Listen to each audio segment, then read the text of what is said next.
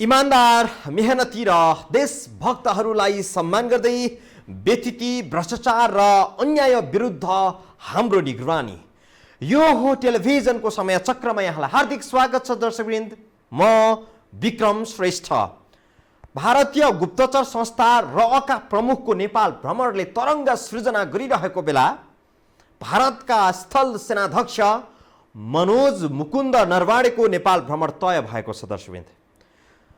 हुन त भारतीय सेनाध्यक्षको यो भ्रमण आजको दिनमा असान्दर्भिक भइसकेको छ, तर परम्परा धान्ने नाममा नरवाणे नेपाल आउँदैछन्। नेपालले नेपाली भूमिमा आफ्नो दाबी प्रस्तुत गर्दा रिसाएको भारतसँग नेपालको संवाद हुन सकिरहेको छैन।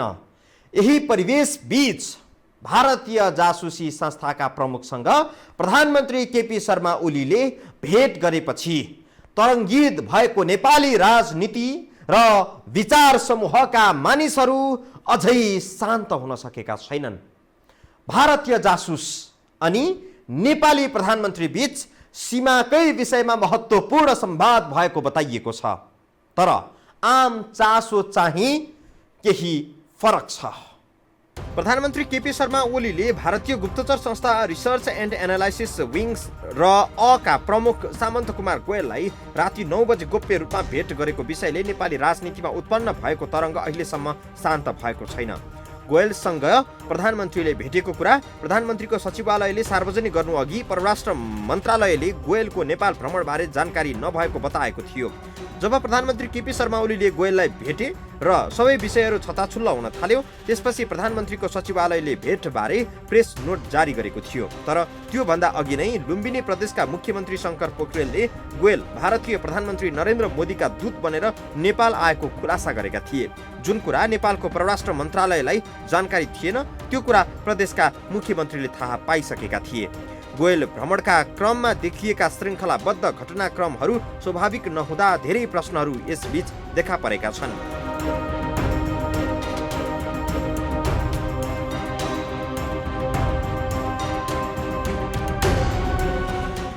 यो राजनीतिक कूटनीतिक तहबाट नै वार्ता गर्नुपर्छ। यो खुफिया अथवा गुप्तचर संस्थाको यसमा संलग्न गराउनु उपयुक्त होइन। दोस्रो कुरा चाहिँ यो कूटनीतिक मर्यादाभित्र रहेर गर्नुपर्थ्यो। परराष्ट्र मन्त्रालयको संस्थागत जानकारी र उपस्थितिमा गर्नुपर्थ्यो, त्यो पनि भएन। त्यसैले त्यो उपयुक्त भएन भने हूँ मैले। जसलाई टालटुल गर्ने जिम्मेवारी अहिले प्रधानमन्त्रीका सल्लाहकारहरूमा आइपरेको छ। सैद्धान्तिक रूपमा प्रधानमन्त्रीका सल्लाहकारहरूको काम भनेको प्रधानमन्त्रीलाई सल्लाह दिने नै हो। नेपालमा चाहिँ सल्लाहकारहरूको काम भएका वा गरिएका अस्वाभाविक कार्यहरूमा रफ्फु भर्ने जस्तो देखिएको छ। हाम्रो जुन स्थापित प्रक्रिया छ, परराष्ट्र मन्त्रालयले अनुरोध गर्ने, परराष्ट्र मार्फत अनुरोध मतलब चाहिँ आउने र त्यो तय हुने काम त्यही अनुसार भएको छ। त्यहाँ जे कुरा भएका छन् त्यसको अभिलेख परराष्ट्र मन्त्रालयमा बडा सुरक्षित साथ रहेको छ, परराष्ट्र मन्त्रालयसँग छ।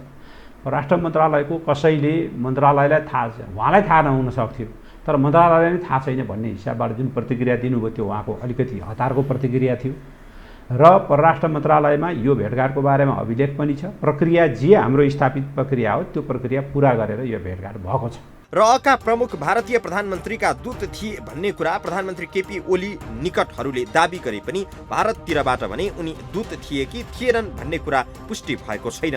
केही महिना अघि प्रधानमन्त्री केपी शर्मा ओली आफैले वर्तमान सरकार ढाल्न भारतीयहरू लागि परेको बताएका थिए। आफू सङ्कटमा पर्दा भारतीयहरूले सरकार ढाल्न लागे भन्ने प्रतिक्रिया दिने प्रधानमन्त्रीले जासुसका हाकिमलाई भेट गरेको विषय एक आपसमा स्वाभाविक लाग्दैनन्। यसकारण पनि गोयल प्रकरणले बजार तताइसकेको छ। प्रधानमन्त्री निकटहरूलाई यो विषय सामसुम पार्न र विवादबाट निस्किन हम्मे परिरहेको छ।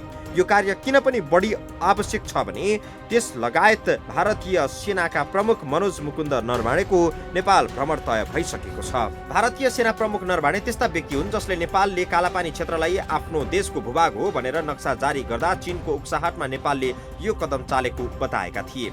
अघिल्लो वर्ष नै कश्मीरको भूभागलाई आफ्नो देशमा गाभेर भारतले नक्सा जारी गर्दा नेपालको कालापानी क्षेत्रलाई पनि उसले आफ्नो भूभागमा गाभेको थियो। त्यही बेलादेखि नेपालले विरोध जनाएको थियो। सीमा विवाद सुल्झाउन वार्ताको प्रस्ताव गरेको थियो, तर नेपालका कुनै पनि प्रयासमा भारतले कुनै चासो दिएन, मतलब पनि राखेन। सानो छिमेकीदेखि भारतले एक प्रकारको बल बिच्याइ गरिरह्यो। हामीलाई चाहिँ नि कोरोनाको बहाना देखाएर आललाल गरिरहेछ वार्तामा। दुईटा कारणले, एउटा उसको प्रमाणै छैन, वार्ताको टेबलमा बसेपछि प्रमाण हेर्नुपर्छ, प्रमाण हामीसँग छ, लाल पूर्जा हामीसँग छ। तर हामीले भन्नुपर्छ त्यो ठाउँमा तिमीले चाइनाको विरुद्ध वाच गर्नलाई छेक्नलाई आएर बसेको हो, तिम्रो त अहिले सेटेलाइटबाट वाच गर्न सकिन्छ नि भन्दाखेरि अर्काको छिमेकीको भूमि हडपेर किन बस्ने, त्यसैले जाऊ, हामी चाहिँ तिम्रो विरुद्ध प्रयोग गर्न दिन्नौँ भन्ने ग्यारेन्टी गर्छौँ। जब नेपालले पनि आफ्नो जमिनमाथिको दाबी प्रस्तुत गर्दै नक्सा जारी गर्यो, त्यसपछि भारतले आफ्नो सेना प्रमुख मार्फत नेपाल चीनको इसारामा उचालिएको भन्ने प्रतिक्रिया दियो। भारतीय सेनाका प्रमुख नरवाणे नेपाल र भारतको सन्दर्भमा डेट एक्सपायर भइसकेको एक परम्परा धान्न नेपाल आउँदैछन्, तर नेपालमा उनको विरोध हुनुपर्छ भन्ने समूहहरू धेरै जन्मिसकेका छन्। दुई मुलुकबीच राजनीतिक तहमा वार्ता हुनुपर्ने आवश्यकता छ। कुनै भारतीय अधिकारीको विरोध गर्नु र नगर्नुले खासै अर्थ राख्दैन। नेपालको सरकार आफ्नो अडानमा सधैँ यथावत रहनुपर्छ, आफ्नो भूमि फिर्ता लिने प्रयत्न गरिरहनुपर्छ।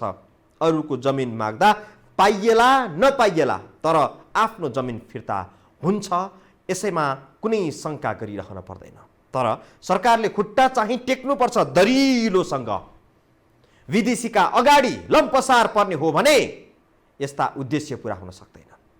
अन्यथा नेपालको जमिन दादागिरीकै भरमा भारतले सधैँ हडपिरहन सक्दैन। थप प्रसङ्ग सहित आउँछौँ ब्रेकपछि।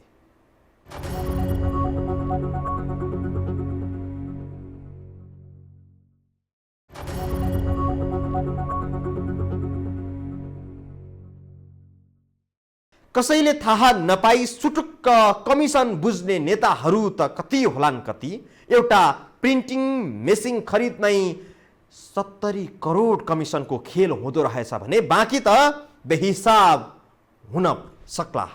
कुनै नेता, मन्त्री वा कर्मचारी लालची भएर केही रकम हिनामिना नै गर्यो भने पनि त्यसको क्षतिपूर्ति भविष्यमा हुन सक्छ। तर आफ्नो स्वार्थका लागि विदेशीसँग अनुचित भेट लेनदेन गर्नेहरूले पुर्याएको क्षतिको पूर्ति भविष्यमा हुन सक्दैन। बाहिर देशभक्तिका कुरा भित्र गोप्य रूपमा जासुस भेट्ने काम त विगतदेखि वर्तमानसम्मका प्रधानमन्त्रीहरूले गरिरहेकै रहेछन्। यो रिपोर्टमा बाँकी कुरा। नेपाली नेताहरू सरकारी पदमा नहुँदा त के गर्छन् त्यसको हिसाब किताब कसैसँग पनि छैन। तर पदमा नहुँदा लागेको बानी पदमा पुगेपछि पनि सित्ती चाहिँ कहाँ टुट्दो रहेछ र। एक प्रकारले विश्लेषण गर्ने हो भने त नेताहरूले देशको संवेदनशीलतालाई कौडीकै भावमा बेचेको जस्तो अनुभूति पनि हुन्छ। भूतपूर्वको कुरा रहेन, बहलवाला परराष्ट्र मन्त्री, प्रधानमन्त्रीदेखि परराष्ट्र मन्त्रालयका उच्च अधिकारीहरू समेतले विदेशी जासुस भेट्ने अनि त्यो विषयलाई लुकाउने गर्दा रहेछन्। रका प्रमुख सामन्त कुमार गोयलले यसपटक प्रधानमन्त्री केपी शर्मा ओलीलाई भेट गरेको भन्ने विषयले यति साह्रो चर्चा पाइरहँदा विगतमा पनि के यस्तो हुन्थ्यो त भन्ने जिज्ञासाको जवाब खोज्दै जाँदा पाइयो यस्तै दुर्भाग्यपूर्ण अतीतहरू। प्रधानमन्त्री केपी शर्मा ओलीका परराष्ट्र सल्लाहकार डाक्टर राजन भट्टराईले विगतका प्रधानमन्त्री, परराष्ट्र मन्त्रीहरू जो पनि भारत भ्रमणमा जान्थे ती सबैले जासुसहरू भेट्ने गरेको खुलासा गरेका छन्। नेपालका सरकार प्रमुखहरूको विगतदेखिका कर्म सरकारी पदाधिकारीहरूकै मुखबाट सुनौ। औपचारिक भ्रमणमा जाँदा शिष्टाचार भेट नदिएको प्रधानमन्त्री छैन। भलै त्यो औपचारिक सेड्युलमा राखिँदैन, औपचारिक सेड्युलमा राखिँदैन। र यो कसलाई थाहा हुन्छ भन्दा त्यो भेट्ने प्रधानमन्त्रीलाई थाहा हुन्छ, परराष्ट्र मन्त्रीलाई थाहा हुन्छ। पूर्व परराष्ट्र मन्त्रीहरू कसैले पनि त्यसमा यताउति कुरा नबोले हुन्छ भन्ने लाग्छ मलाई। त्यसपछि परराष्ट्र मन्त्रालयका उच्च अधिकारी, केही उच्च अधिकारीलाई थाहा हुन्छ त्यो भेटघाट, र यो नियमित रूपमा भइआएको कुरा छ। नेपालबाट भारतको औपचारिक भ्रमणमा जाने भ्रमण टोलीका प्रमुखले भारतका राष्ट्रपतिदेखि महात्मा गान्धीको समाधि स्थलमा फूल चढाउने सम्मका कार्यक्रम सेड्युलमा राख्ने, तर गोप्य रूपमा जासुसलाई पनि भेट्ने र सम्भवतः उनीहरूकै आदेश पालना गर्छु भनेर नेपाल फर्किने गरिदो रहेछ। यदि यस्तो होइन भने राजनीतिक व्यक्तित्वहरूले जासुसहरूलाई किन भेट्न पर्यो? जासुसहरूलाई भेट्न नेपालकै समकक्षी जासुसहरूले भेट्दा हुँदैन?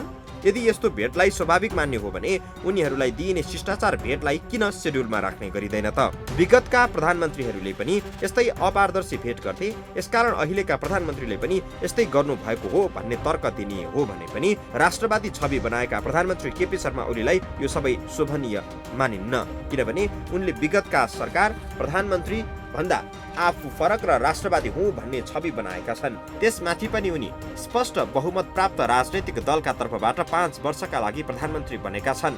यो बेला प्रधानमन्त्री केपी शर्मा ओलीले भारतीय जासुसका हाकिमलाई सुटुक्क भेटे भन्ने विषय मात्रै महत्त्वपूर्ण रहेन, वर्तमानदेखि विगतसम्मका प्रधानमन्त्री परराष्ट्र मन्त्रीको काम पनि यस्तै रहेछ। अहिलेका प्रधानमन्त्रीलाई यो वा त्यो नाममा चर्को आलोचना गर्ने पूर्व प्रधानमन्त्रीहरू जति पनि छन् ती सबका सबको काम यस्तै अपारदर्शी रहेछ भन्ने त देखिएको नै छ।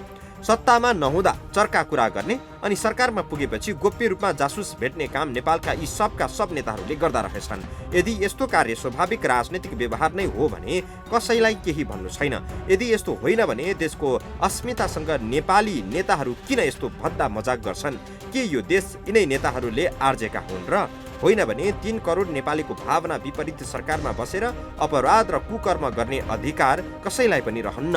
तर दुर्भाग्य नै मान्नुपर्छ, भइरहेको यस्तै रहेछ। प्रधानमन्त्रीका परराष्ट्र मामिला सल्लाहकारहरूले नै भनिरहेका छन्, पहिलेको प्रधानमन्त्रीहरू भारत नै पुगेर रअका प्रमुख भेट्थे, त्यो पनि भेटघाटको शेड्युलमा नराखी।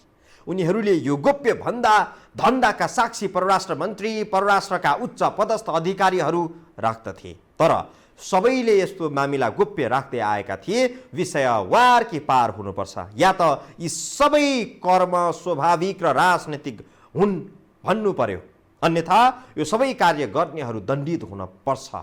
देश चलाउने चाबी बोकेर विदेशीका अगाडि लम्पसार पर्ने अधिकार कसैलाई छैन।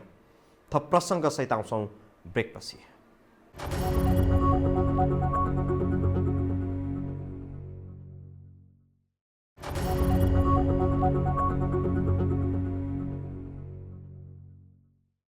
भारतका स्थल सेनाध्यक्ष मनोज मुकुन्द नरवणे नेपाल आउँदैछन्। भारतले आफ्नो सैन्य बलको भरमा नेपालको कालापानी क्षेत्र कब्जा गरिरहेको छ। यो कब्जा गर्ने मुलुक भारत भए पनि भारतको बल भनेको उसको सेना हो। यो अर्थमा नेपाली भूमि कब्जा गर्ने मुख्य शक्ति भारतको सेना र त्यो सेनाका प्रमुख अहिलेका स्थल सेनाध्यक्ष नरवणे हुन्। यो दृष्टिले हेर्दा नरवणे नेपालका मित्र होइनन्, किनभने उनको सङ्गठनले नेपाली भूमि कब्जा गरेको छ। छिमेकीको भूमिमै नङ्ग्रा गाड्नेलाई पनि मित्र नै भनिन्छ भने हाम्रो भन्नु अरू केही छैन दर्शकवृन्द। अन्यथा भारतका स्थल सेनाध्यक्ष नेपालबाट सम्मान प्राप्त गर्ने पात्र हुन सक्दैनन्। त्यसमाथि उनले नेपाल विरुद्ध अन्य लाञ्छना पनि लगाएका थिए। धमिराले खोक्रो पारेको यो परम्परा धान्नै पर्ने कस्तो बेकारको बाध्यता हो थाहा छैन। त्यही परम्परा धान्न उनी नेपाल आउँदैछन्। भारतका सेना प्रमुख मनोज मुकुन्द नरवणे मानर्थ महारथीको उपाधि थाप्न कार्तिक 19 गते नेपाल आउँदैछन्। रका प्रमुख सामन्त कुमार गोयलको नेपाल भ्रमण नै विवादित भइरहेका बेला नेपालको स्वायत्ततामाथि नै प्रश्न उठाउने नरवणेको नेपाल भ्रमण पहिलेका सेनापतिहरूको चाहिँ स्वाभाविक नहुन सक्छ। नरवणे भारतका यस्ता सेना प्रमुख हुन् जसले नेपाललाई आफ्नो जमिनमाथि दाबी गर्न तिनको उक्साहट आवश्यक पर्छ भन्ने अभिव्यक्ति दिएका थिए। नेपालले कालापानी क्षेत्रलाई समेटेर आफ्नो राजनीतिक नक्सा जारी गरेपछि भारतले आफ्ना सेनापतिलाई नेपाल विरुद्ध बोल्न लगाएर नेपालमाथि सामरिक शक्तिको आतंक सृजना गर्न खोजेको थियो। सीमा विवादको मामिला राजनीतिक तहले समाधान गर्ने प्रचलन छ। यस्तोमा सैन्य प्रमुखहरू बोल्नु भनेको भिन्न खोज्नु जस्तो अर्थ लाग्छ। त्यसमाथि नरवणेले त नेपाललाई चीनले उक्साएको समेत दाबी गरेका थिए। औपचारिक भ्रमणमा जाँदा शिष्टाचार भेट नदिएको प्रधानमन्त्री छैन। भलै त्यो औपचारिक सेड्युलमा राखिँदैन, औपचारिक सेड्युलमा राखिँदैन। र यो कसलाई थाहा हुन्छ भन्दा त्यो भेट्ने प्रधानमन्त्रीलाई थाहा हुन्छ, परराष्ट्र मन्त्रीलाई थाहा हुन्छ। पूर्व परराष्ट्र मन्त्रीहरू कसैले पनि त्यसमा यताउति कुरा नबोले हुन्छ भन्ने लाग्छ मलाई। त्यसपछि परराष्ट्र मन्त्रालयका उच्च अधिकारी, केही उच्च अधिकारीलाई थाहा हुन्छ त्यो भेटघाट। र यो नियमित रूपमा भइआएको कुरा छ। यिनै नरवाणेको 3 दिने नेपाल भ्रमणको तालिका जङ्गी अड्डाले जारी गरिसकेको छ। नरवाणेलाई मानर्थ महारथीको उपाधि दिने तयारी पनि भइरहेको छ। सीमा विवादका कारण नरवाणे स्वयंको अभिव्यक्तिका कारण यो उपाधि व्यर्थको भइसकेको छ। नेपाल र भारतका सेनापतिहरू एक अर्को देशको मानर्थ सेनापति रहने परम्परा आजको दिनमा बेमतलबको र अर्थहीन भइसकेको छ। किनभने नेपालले यस्तो संगठनका प्रमुखलाई मानर्थ सेनापति बनाउँदैछ जसले कालापानी क्षेत्रमा मात्रै नेपालको 372 वर्ग किलोमिटर भूमि कब्जा गरेको छ।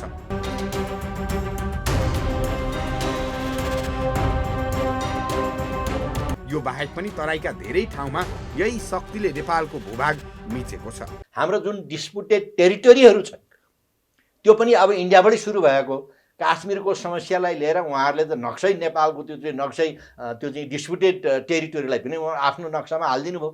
जसले नेपालको भूमि मिचेको छ, जसले नेपालको सम्प्रभुतामा आँखा गाडेको छ, जसले नेपालको स्वायत्तताको मजाक उडाएको छ, त्यही संगठनको प्रमुखलाई नेपालले रातो कार्पेट बिछ्याइदिइरहेको छ। नेपालको सीमामै आफ्नो बुट बजार्नेलाई मानर्थ महारथीको उपाधि दिनु शोभायमान हो त।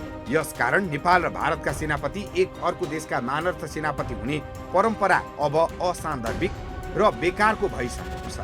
यो परम्परा तबसम्मका लागि खारेज नै हुनुपर्छ जबसम्म दुई देशबीचको सीमा विवाद समाधान हुँदैन। आफ्नो जमिनमा विदेशी सेनाले परेड खेलिरहँदा नेपाली शासकलाई चाहिँ परम्परा जोगाउने बाध्यता आखिर किन होला?